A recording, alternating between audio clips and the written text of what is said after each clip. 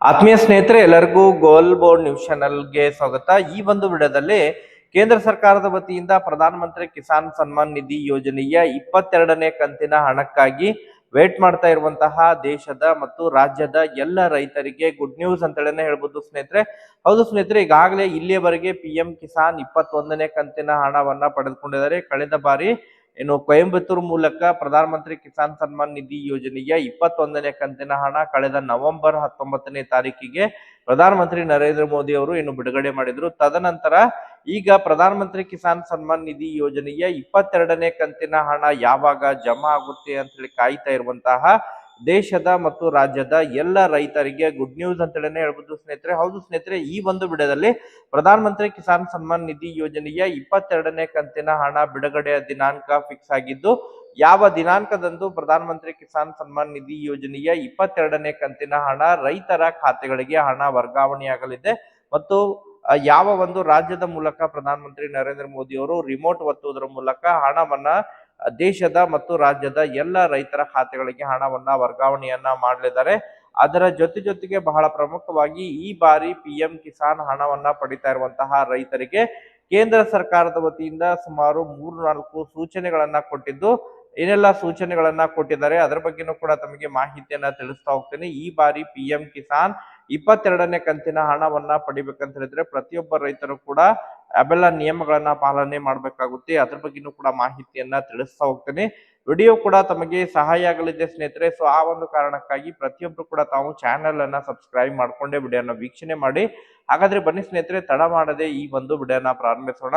ಹೌದು ಸ್ನೇಹಿತರೆ, ಈಗಾಗಲೇ ಪ್ರಧಾನಮಂತ್ರಿ ಕಿಸಾನ್ ಸನ್ಮಾನ್ ನಿಧಿ ಯೋಜನೆಯ ಮೂಲಕ ಹಣವನ್ನ ಪಡಿತಾ ಇರುವಂತಹ ದೇಶದ ಮತ್ತು ರಾಜ್ಯದ ಎಲ್ಲ ರೈತರಿಗೆ ಗುಡ್ ನ್ಯೂಸ್ ಅಂತ ಹೇಳ್ಬೋದು ಸ್ನೇಹಿತರೆ.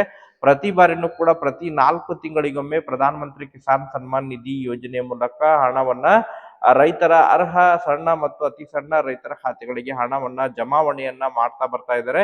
ಈಗಾಗಲೇ PM ಕಿಸಾನ್ 21 ಕಂತಿನವರೆಗೆ ಹಣವನ್ನ ಕೇಂದ್ರದ ಮೂಲಕ ವರ್ಗಾವಣೆಯನ್ನ ಮಾಡಿದ್ದು, ಇನ್ನು 22ನೇ ಕಂತಿನ ಹಣಕ್ಕಾಗಿ ರೈತರು ವೇಟ್ ಮಾಡ್ತಾ ಇದ್ದಾರೆ.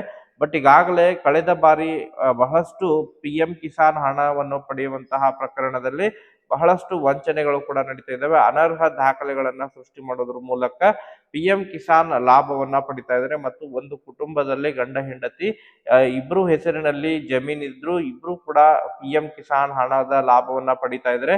ಈಗಾಗಲೇ ರಾಜ್ಯ ಸರ್ಕಾರ ಮತ್ತು ಕೇಂದ್ರ ಸರ್ಕಾರದ ನೇತೃತ್ವದಲ್ಲಿ PM ಕಿಸಾನ್ ನಲ್ಲಿ ಮಹತ್ವದ ಬದಲಾವಣೆಯನ್ನ ಮಾಡಲಿಕ್ಕೆ ಕೇಂದ್ರ ಸರ್ಕಾರ ಮುಂದಾಗಿದೆ ಸ್ನೇಹಿತರೆ.